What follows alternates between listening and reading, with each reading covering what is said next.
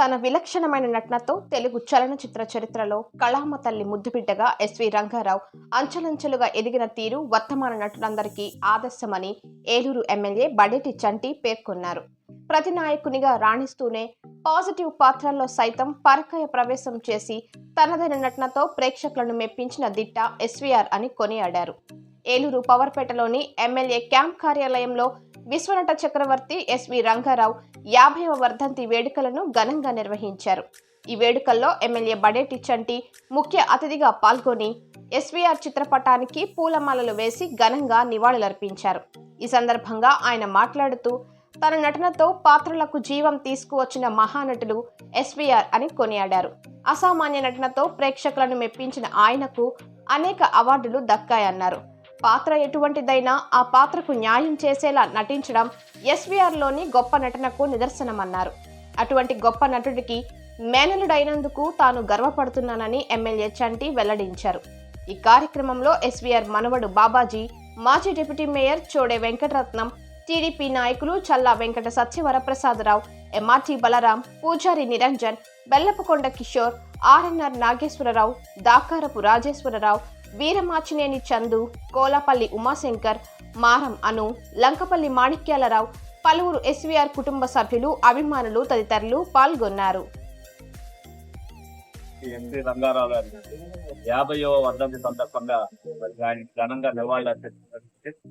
ప్రపంచవ్యాప్తంగా గొప్ప నట కళారంగంలో కీర్తి ప్రతిష్టలు స్థాపించిన వ్యక్తి ఎవరంటే ఎన్టీ రంగారావు.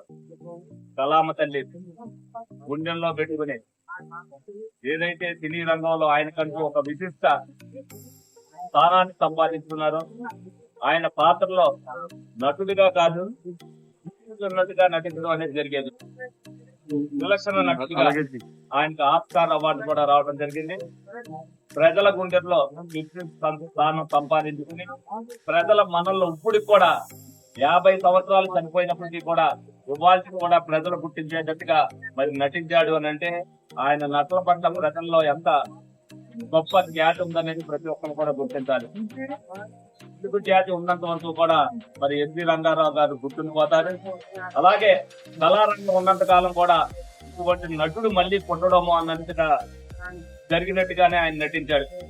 విలక్షణ నటుడిగా ఏదైతే ప్రతిపక్ష పాత్ర పోషిస్తూ అలాగే కుటుంబ పాత్ర పోషిస్తూ రెండింటిలో కూడా తనదైన శైలి ముద్ర వేయటమే కాకుండా ప్రజల్లో ఇటువంటి నటుడు ఉంటాడా అని ఇవాళకి కూడా పాత తరం సినిమాలు చూస్తున్నప్పుడు ఇలా నటించాడా ఎన్టీ రంగారావు గారు అని చెప్పి అనుకునేటట్టుగా ఈ తరం నటులు కూడా అనుకునేటట్టుగా ఆయన నటించారు. తప్పనిసరిగా అటువంటి నటులు మళ్ళీ పుట్టాలని కోరుకోవాలి. ఆయనే మళ్ళీ పుట్టాలని మేము అందరం కూడా మనస్ఫూర్తిగా కోరుకుంటూ మరి నిజంగా ఆయన మేనేజ్మెంట్ నేను గర్వపడుతున్నాను. తెలుగు రంగంలో అటువంటి నటుడు నా మేనమామైనందుకు ఈ రోజు చాలా గర్వంగా ఫీల్ అవుతూ మరి ఆయనకి నివాళులు అర్పించడం జరుగుతుంది.